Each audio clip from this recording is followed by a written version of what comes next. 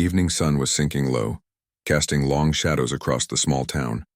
At the corner of the main road stood an old gas station, quiet except for the soft hum of pumps and the flicker of a neon sign. A tall man named Daniel pulled his black car near the pump. He stepped out slowly, his calm eyes scanning the area as if he was studying every detail. Daniel was dressed in simple clothes, nothing fancy. To anyone watching, he looked like just another tired traveler stopping to refuel. But what no one in this town knew yet was that Daniel was not an ordinary man. He was the newly appointed police chief, set to officially begin work the very next morning. His arrival had been kept low and quiet. Only the mayor and a few top officials knew about it. Daniel wanted to understand the town for himself before stepping into his new office. He moved with patience, filling the tank, then walking inside to pay. The cashier, a young woman named Linda, gave him a polite smile. She had never seen him before, but she noticed the calmness in his face. Daniel thanked her with a quiet voice, then walked back outside. He was just about to leave when a police car rolled into the station. 2 officers stepped out. Their names were Mark and Steve. Both had worked in the local police department for years, and they often carried themselves with a sense of power. They noticed Daniel standing near his car and exchanged a quick look. Something about him seemed to make them pause, though they had no reason to. Mark narrowed his eyes. "Hey, you," he called out sharply. "What are you doing here?" Daniel turned his head slowly, surprised at the tone. He replied in his steady voice, "Just getting gas." "Is there a problem?" Steve stepped closer, his boots crunching on the gravel. "You don't look like you belong here." "Where are you coming from?" His words were heavy, almost accusing. Daniel kept his calm. He had dealt with this kind of behavior before in other towns. He did not want to start a fight, but he also would not lower his dignity. "I'm new in town," he said simply. "Passing through tonight." The officers exchanged another glance, but instead of leaving him alone, they grew more suspicious. Mark placed his hand near his belt and said firmly, "We need to see some identification."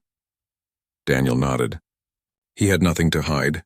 He reached slowly into his pocket, pulled out his wallet, and handed over his driver's license. Mark stared at it, then passed it to Steve. Neither of them seemed satisfied. "You sure this is real?" Steve muttered, almost as if he wanted to find something wrong. "We'll have to check." Daniel remained silent, watching them carefully. His years of experience told him not to react with anger. He knew how quickly situations could turn bad when pride and power mixed in the wrong way. A car pulled into the station on the other side, and Linda, the cashier, noticed the tension growing outside. She stepped to the window, watching nervously. Something about the way the officers were speaking made her uneasy. Daniel stood tall, calm but firm, while the 2 officers grew sharper in their tone. Mark folded his arms. "You know, people who don't belong here often bring trouble. We can't just let anyone walk around acting like everything is fine." Daniel finally spoke with a quiet strength. "I respect your work, but I also know my rights. I've done nothing wrong here." His words carried weight, though the officers ignored it. Steve shook his head. "We'll see about that. Stay right where you are." He reached for his radio and began calling in, reporting Daniel as a suspicious person. Linda gasped softly inside the shop. She could feel that the situation was not right. Daniel looked like a man of honor, not someone causing trouble. Yet the 2 officers were treating him like he was already guilty of something. Daniel stood without fear, his gaze steady. He had been in tougher positions before, and he knew rushing would not help. He let them talk, let them act. While inside his mind he thought about the morning ahead. Tomorrow these same officers would be standing in line to meet their new chief. They had no idea the man they were questioning so harshly was the very person they would soon be saluting. As the minutes stretched, the air grew heavy. A second patrol car could be heard approaching in the distance, answering Steve's call. Daniel quietly drew a breath. The night in this small town was about to change, and he knew it. The station lights buzzed, the pumps clicked, and the town seemed unaware of the storm about to unfold. Daniel stayed calm, waiting, knowing that sometimes silence spoke louder than any argument. And in that silence, a test of truth and character had already begun. The sound of sirens grew louder as another patrol car pulled into the gas station. Red and blue lights flashed against the glass windows, making Linda's face pale as she watched from inside. Daniel did not move. His hands rested calmly by his side and his posture remained steady. He was no stranger to moments like this, but he wondered how far the officers would push before realizing the truth. The second car stopped near the pumps, and another officer stepped out. His name was Paul. Younger than Mark and Steve, he carried himself with less arrogance, though he quickly followed their lead. He looked at Daniel and then at the two senior officers. "What's going on here?" Paul asked, his voice firm but not sharp. Mark waved a hand at Daniel. "Suspicious man hanging around. Claims he's new in town. We need to check him out. Something doesn't feel right." Paul studied Daniel carefully. There was nothing threatening about him. He stood tall with steady eyes, and there was no sign of fear or guilt. If anything, Paul saw quiet authority in his presence, but he didn't speak his thoughts aloud. In this department, questioning senior officers was not easy. Daniel spoke with calm clarity. "I came here to fuel my car. I paid inside." "I've done nothing wrong," Steve frowned. "Then why are you acting so calm? Most people would be nervous by now." Daniel looked at him directly. "Because truth doesn't shake." His words hung in the air, and even Paul felt something stir in his chest. But Mark scoffed, unwilling to let go. He held up Daniel's license. "We'll run this and see what comes back. Until then, you're not going anywhere." Linda, watching from behind the counter, bit her lip. She wanted to speak up, to say that Daniel had paid politely and caused no trouble, but fear held her back. She knew how quickly officers could dismiss voices like hers. Still, she could not shake the feeling that something important was happening. Daniel did not argue. He knew patience was sometimes stronger than protest. Yet deep inside, he felt disappointment. These men were supposed to protect and serve, but here they were, quick to judge without reason. He thought of tomorrow's ceremony, the moment when he would step forward as their leader. How would they react then? Paul shifted uncomfortably. Maybe we should ease up. He hasn't done anything wrong. Mark shot him a sharp look. Don't start doubting now. You're still new here. Learn how things work. Steve nodded in agreement, adding, "We can't let just anyone slip by. If he's clean, fine, but we don't take chances." Daniel's calm gaze moved between them. He wanted to see how far they would go, what choices they would make when faced with simple truth. Sometimes a person revealed their true nature when they thought no one important was watching. Minutes passed slowly. The silence was broken only by the crackle of the radio, as dispatch confirmed Daniel's license was valid. Still, Mark's tone was doubtful. Could still be hiding something. Maybe he's using another name. Paul frowned. "Come on, Mark, this is going too far." But before Mark could reply, another car entered the station. It was an older sedan, and from it stepped an elderly man named Henry, a longtime resident of the town. He knew almost every officer and nearly every family. He stopped when he saw the scene. "What's happening here?" Henry asked, his voice carrying both age and authority. Mark replied quickly, "Just handling business. Nothing for you to worry about." But Henry's eyes went to Daniel. Something about his presence seemed different, stronger, even noble. Henry nodded to him politely, and Daniel returned the nod. The tension grew heavier, and Linda could no longer keep silent. She pushed open the door and stepped outside. Her voice trembled, but she spoke clearly.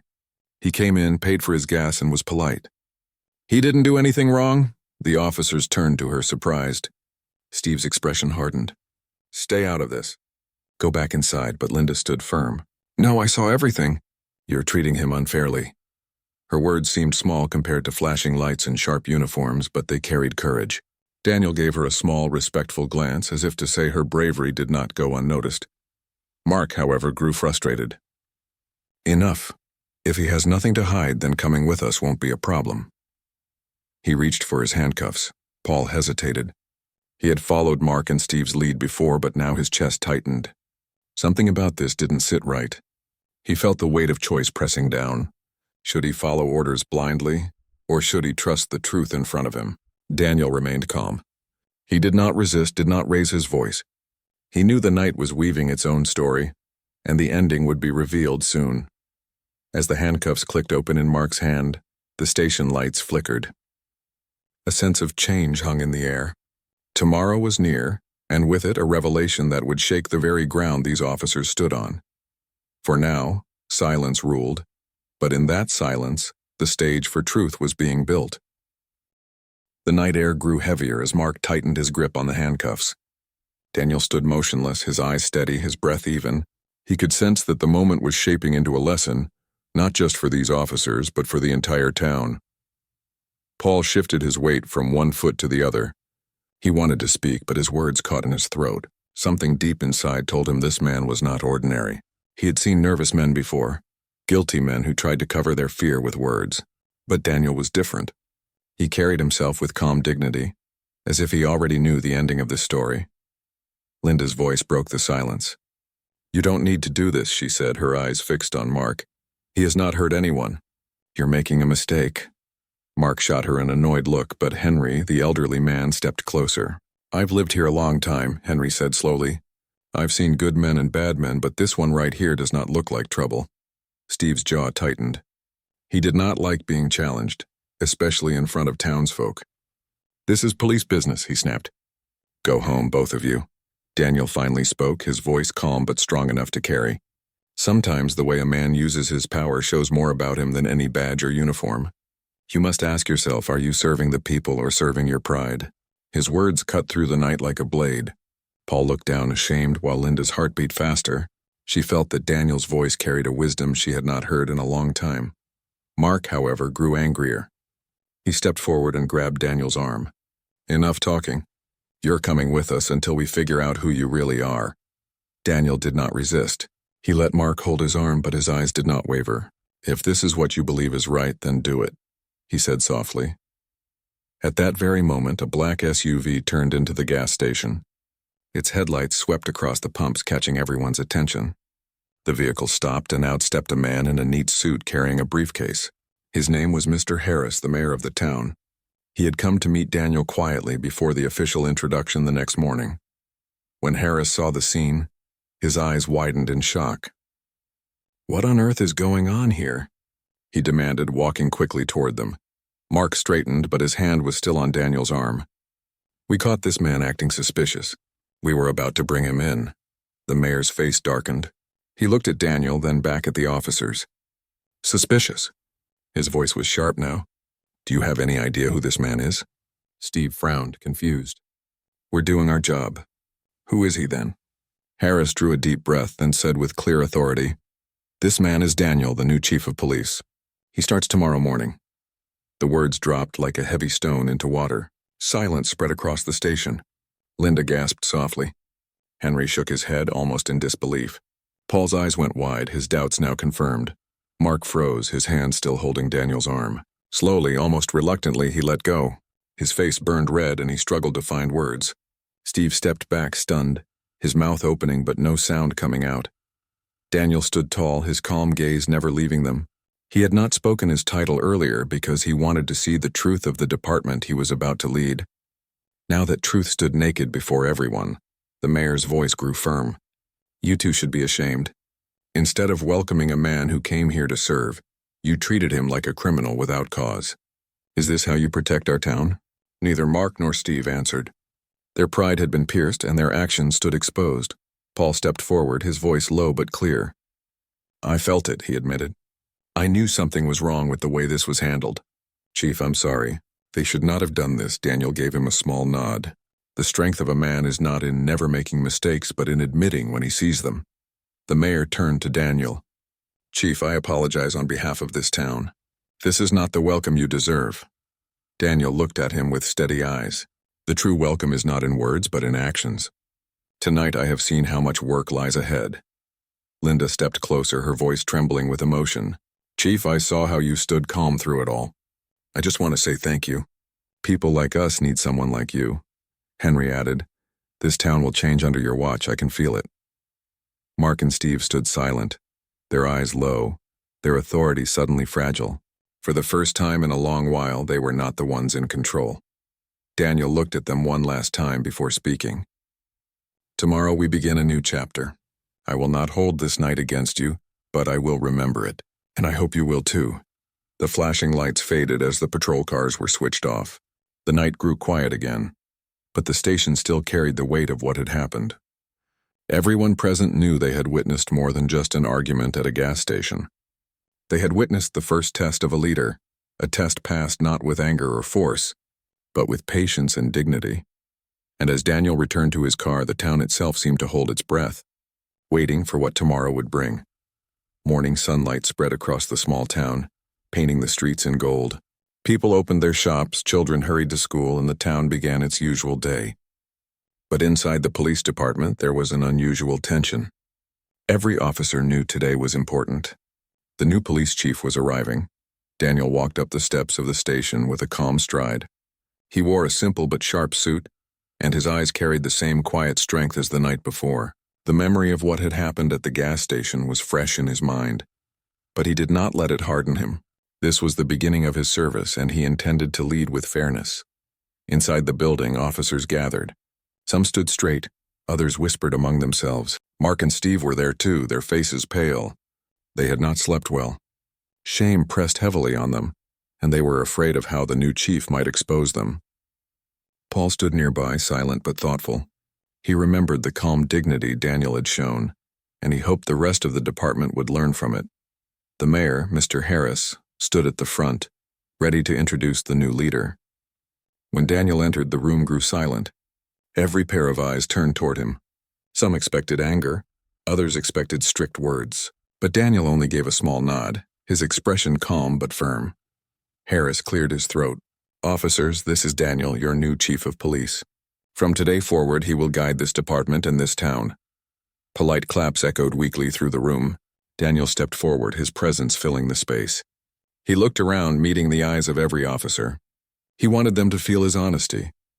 "I came to this town," Daniel began, his voice strong yet gentle, "not to control you, but to work beside you. The people out there trust us with their safety. That trust is not a gift we can waste. It is a responsibility we must earn every day." The room grew still. His words were simple, but they carried weight.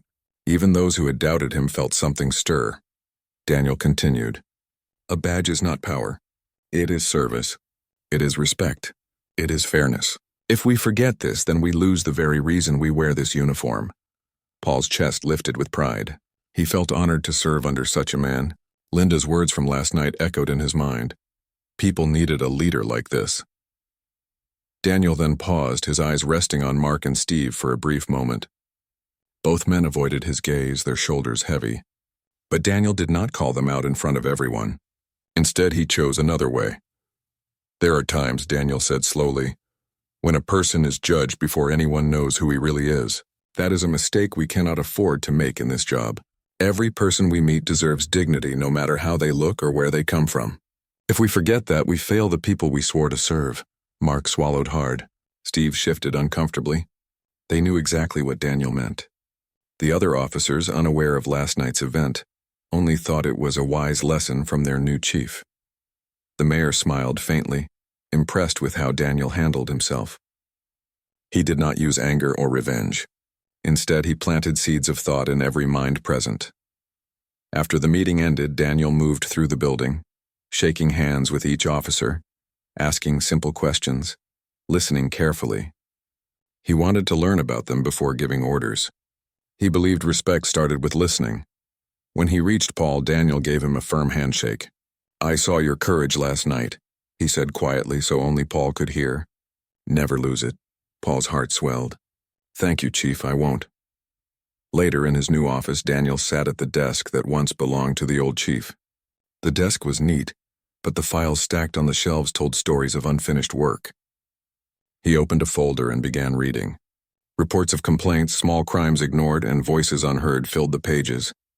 He realized quickly that the department needed change, not with force, but with steady leadership. A knock came at the door. It was Linda carrying a small bag.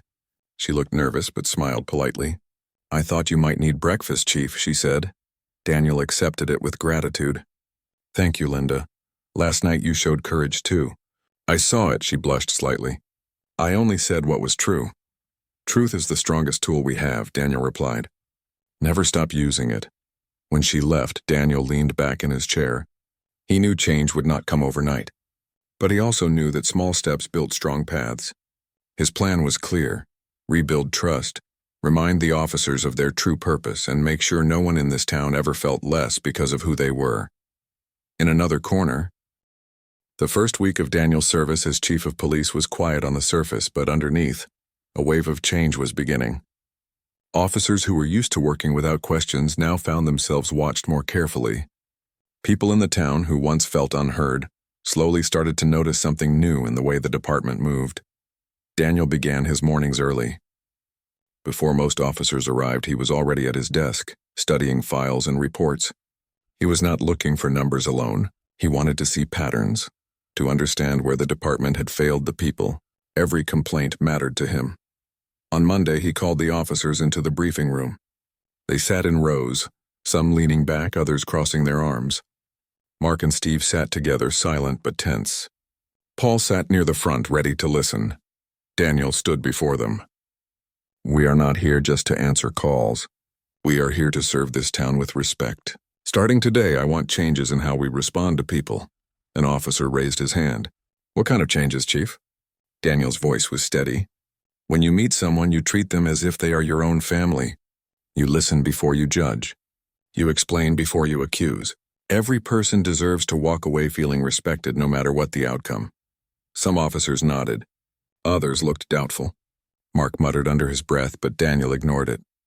He knew change never came without resistance. After the meeting, Daniel spent time walking through the streets of town, not in uniform but in plain clothes. He stopped at small shops, spoke with store owners, and listened to their concerns.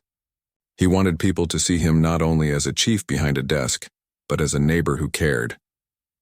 At the bakery, Mrs. Green, an elderly woman, smiled warmly. "It's been years since I saw a police chief walk into this place just to ask how we're doing." "Thank you, Chief." Daniel smiled back. "The best way to know a town is to listen to the people who live in it." Meanwhile, inside the department, Paul noticed a shift. Officers who once rushed through calls now spoke more carefully. A man who reported a stolen bicycle was treated kindly, and for the first time in a long time, he left the station smiling. But not everyone welcomed the change. Mark and Steve whispered in corners, their pride still wounded. They felt exposed under Daniel's leadership, though he had never mentioned the gas station incident again. They feared that every lesson he spoke was aimed at them. One evening after roll call, Mark cornered Steve in the locker room. "We can't just sit here and let him make us look weak," Mark said in a low voice. Steve frowned. "What do you want to do? He's the chief now. If we push too hard, it could backfire." Mark's eyes narrowed. "We wait, we watch. He'll slip up. When he does, we'll be ready." But deep down, Steve wasn't so sure. He remembered the way Daniel had stood calm and unshaken at the gas station. Something told him this man was not the type to stumble easily. Back in his office, Daniel thought about the resistance he sensed. He knew some officers would resist the new way, but he believed patience and example would guide them. He remembered his father's words from long ago. A true leader changes hearts not by force but by showing a better way. The next day, Daniel arranged a community meeting at the town hall. Word spread quickly, and by evening the room was filled with townsfolk. Linda was there, standing near the back. She wanted to see how the man she had defended at the gas station would lead in front of the whole town. Henry sat in the front row, his old eyes shining with pride. Daniel stepped up to the podium. He did not bring notes or papers. He spoke from his heart. "I came to this town not just to lead a department, but to serve you," he said. "The police are not above you. We are part of you. My promise is that no voice will be ignored and no person will be judged unfairly. But I cannot do this alone. I need your trust and I need your help." The room was silent, every ear listening. Then one by one, people began to clap. The applause grew louder until the whole hall echoed. Linda smiled, her heart swelling with hope. After the meeting, many people came forward to shake Daniel's hand. Some shared their worries, others simply thanked him. A young boy tugged on his sleeve and whispered, "Will you make sure my dad feels safe walking home at night?" Daniel bent down and looked into the boy's eyes. "Yes, I will. That's my promise." That night, as Daniel walked back to his office, he felt a quiet strength inside. The road ahead would not be easy. Some officers still resisted. Some townsfolk still doubted. But the seeds of trust had been planted and he knew they would grow. And in the shadows, Mark and Steve watched with unease. Change was coming, faster than they expected, and they were not sure if they could stand against it. For the first time, the town began to believe that things could be different. And for Daniel, that belief was the first victory. The days passed and the small town began to notice the changes Daniel had brought to the police department. Officers were more attentive, calls were handled with care, and the townspeople slowly started to trust the police again. Daniel moved through the streets with quiet confidence, speaking with shopkeepers, children, and elders. He listened more than he spoke, learning about the town from the people who knew it best. But not everyone welcomed the new way. Mark and Steve grew restless. Their pride was bruised, and every action of Daniel reminded them of the gas station incident. They felt exposed, unsure of their place under a chief who led with patience and respect instead of fear. One morning during roll call, Daniel gave clear instructions for a community outreach program. Officers were to visit neighborhoods, check on residents, and report back any concerns. He emphasized kindness and communication over strict enforcement. Paul noticed the subtle tension in the room. Some officers seemed eager to follow Daniel's guidance, but Mark and Steve stayed silent, their expressions guarded. After the meeting, Mark leaned toward Steve. "This is getting out of hand," he whispered. "Everyone's praising him. People like us are being left behind. If this continues, we'll look weak." Steve frowned. "We can't openly oppose him. If we do, the town will notice. But we can find a way to test him, see if he slips up." Meanwhile, Daniel walked through the downtown streets, stopping at a small park where children played. He knelt to tie the shoelaces of a boy who had tripped, listening as the child told him about school and friends. Mothers and fathers watched quietly, feeling relief that someone in authority truly cared. Later in the department, Daniel reviewed reports and made notes. He thought about the officers who resisted him. He knew their pride and fear were obstacles, but he believed they could change. Leadership, he knew, required patience. Mark and Steve began to make small complaints to their colleagues, trying to undermine Daniel subtly. "He's too soft," Mark said in the locker room. "People need authority, not a friend," Steve added. "Yeah, he won't know how to handle real trouble if it comes." But other officers, including Paul, shook their heads. "You're missing the point," Paul said firmly. "The town trusts him because he treats them fairly. That's how we build real authority." Their words fell on deaf ears. Mark and Steve continued plotting in corners, determined to see if Daniel would make a mistake. They set small traps, confusing assignments, challenging calls, and questions meant to provoke him. One evening, Daniel received a call about a minor dispute between two neighbors over a fence line. When he arrived, he found both men angry and shouting. Instead of raising his voice or threatening them, he listened carefully to each man's concerns. He asked questions, clarified misunderstandings, and helped them reach a fair compromise. The neighbors walked away satisfied, shaking Daniel's hand. "I didn't think it would be this easy to resolve," one said. "Thank you, Chief." Back at the station, Mark and Steve fumed. "He's too clever," Mark muttered. "Nothing we try seems to faze him." Steve nodded reluctantly. "We need a new plan. But it has to be careful. One wrong move and we'll look foolish." Daniel, unaware of their scheming, continued his work. He met with Linda to discuss community concerns, checked on patrol reports, and spent time mentoring younger officers. Every day he modeled the behavior he expected: patience, fairness, and respect. By the end of the week, even some of the officers who had been skeptical began to admire him. They saw results in the smiles of the townspeople, the fewer complaints, and the calmer streets. Paul, in particular, became a quiet ally, ready to support Daniel when resistance grew too strong. One night, Daniel stood by the window of his office, looking out over the town. He could see lights in homes, children playing in yards, and the faint movement of cars on the streets.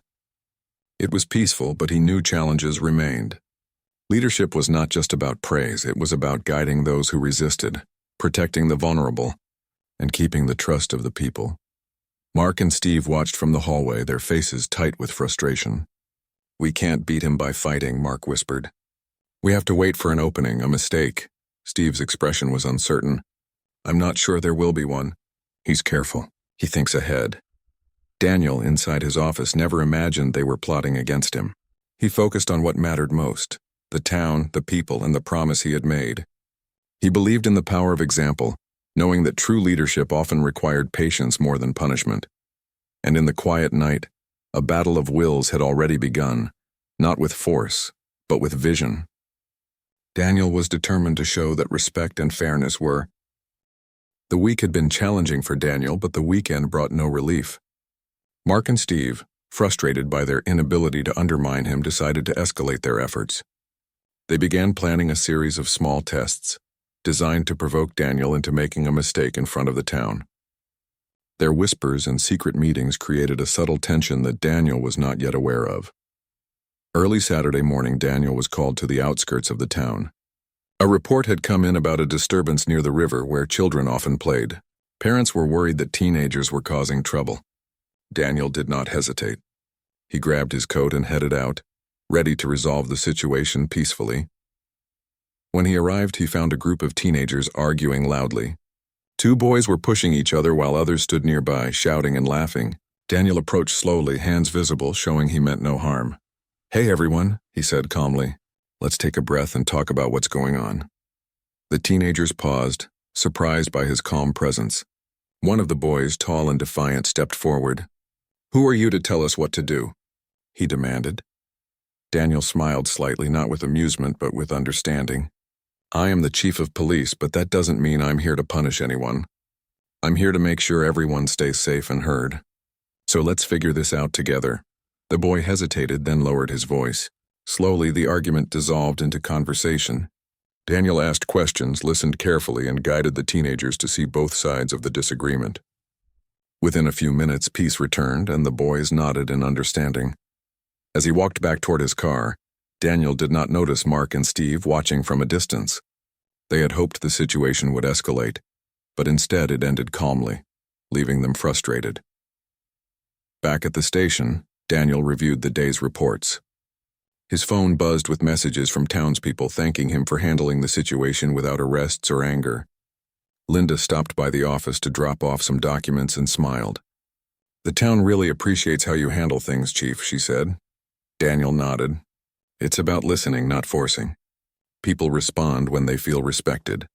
But inside the station, Mark and Steve were planning again. They whispered in corners, plotting a bigger test, one they believed could force Daniel into making a decision that would anger the town. "We need to create a situation that he can't talk his way out of," Mark said. Steve frowned. "Are you sure? If it goes wrong, we could make him stronger instead." Mark's eyes narrowed. "We'll be careful. We won't fail this time." The following day, a call came in about a minor traffic accident. A delivery truck had collided with a parked car outside a busy shop. Mark and Steve saw this as the perfect opportunity. They reported the situation in a way meant to exaggerate the tension, hoping Daniel would react with anger or impatience. When Daniel arrived, he saw the minor accident and immediately began speaking to the drivers and witnesses. He asked questions, ensured no one was injured, and calmly directed traffic to prevent further problems. His presence reassured everyone, and soon the accident was resolved without stress or blame. Mark and Steve's frustration grew. They had expected chaos, but Daniel's calm approach turned the situation into an example of good leadership.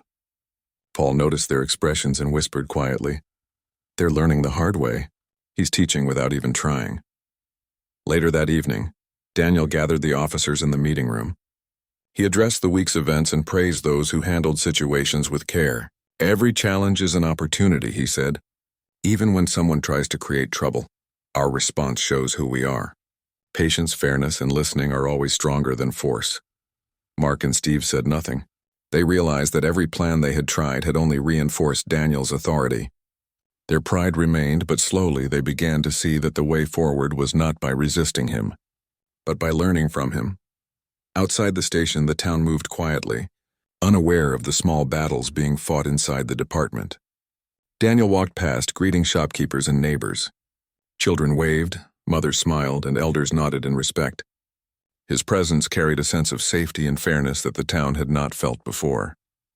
That night, Daniel sat in his office, reflecting on the week. He knew challenges would continue, and some officers would resist longer than others. But he also knew that true leadership was not about winning arguments or showing power. It was about earning trust and guiding people toward better choices.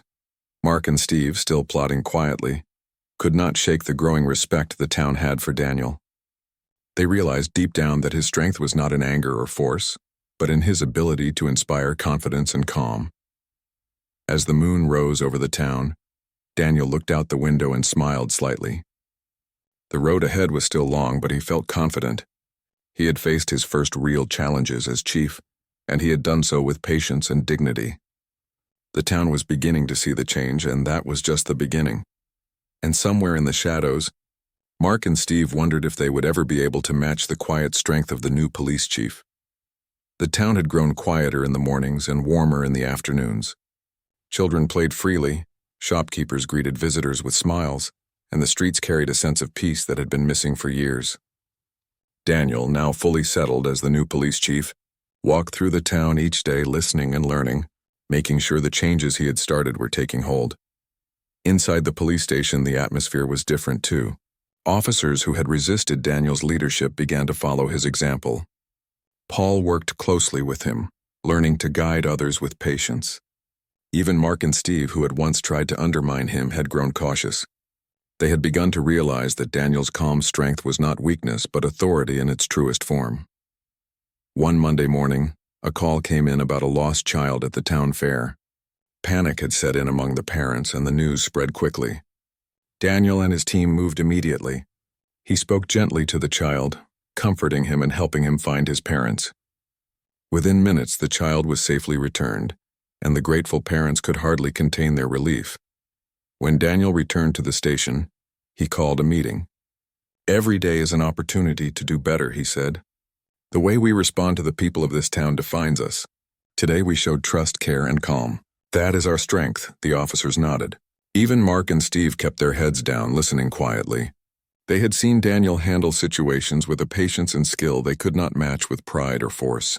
Slowly, they understood that respect and fairness commanded more power than threats ever could. Later that afternoon, Daniel walked through the town square. He stopped to speak with Linda, who was arranging flowers outside her shop.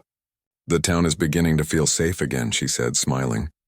"People are noticing how things have changed." Daniel nodded. "It's not just about me. It's about everyone working together and choosing to do what is right." Henry, the elderly man from the gas station, approached with a small group of neighbors. "Chief, we see the difference," he said. "People talk about the change in respect, in the way officers handle situations. The town trusts you because you have earned it." Daniel's face softened. "Thank you, Henry. Trust is not given lightly. It is built step by step, day by day." That evening, Daniel returned to the station to check reports before leaving for the day.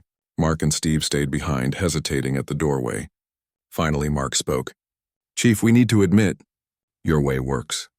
We've seen it. The town respects you, and even we have learned from it." Daniel turned to them, calm and steady. "I don't need apologies. I just need everyone to remember why we serve. Pride and force can only take you so far. Respect, listening, and fairness take you farther than you can imagine." Steve nodded quietly. "We understand. We'll do better." With that, a new sense of teamwork settled in the station. The officers were no longer divided by ego or doubt. They began working together, guided by Daniel's example. The department, once tense and fractured, became a place of cooperation and trust. The next morning, Daniel organized a community day at the town park. Families, children, and neighbors gathered to meet the officers and talk openly. The air was filled with laughter, chatter, and the joy of a town reconnecting with its protectors. Daniel walked among them, speaking with everyone, listening to concerns and celebrating small victories. Mark and Steve, standing at the edge of the crowd, watched quietly. They had started the week with doubt, but now they felt something new: respect for the man who had taught them the true meaning of leadership. They realized that trying to test him had been unnecessary. Daniel had shown them that strength came not from proving dominance, but from inspiring trust. As the sun began to set, Daniel looked over the town. The streets were calm, families were safe, and the officers were working as a team. A sense of accomplishment settled over him, but he knew the work would continue. Leadership was not about one victory, but about guiding others every day toward fairness and respect. Linda approached, smiling. "Chief, it's amazing to see the town like this. You've really changed things." Daniel smiled gently. "It's not just me, Linda, it's everyone who believes in doing what is right. That's what makes the difference." The town had been tested, officers had been challenged, and change had arrived quietly but powerfully. Daniel had proven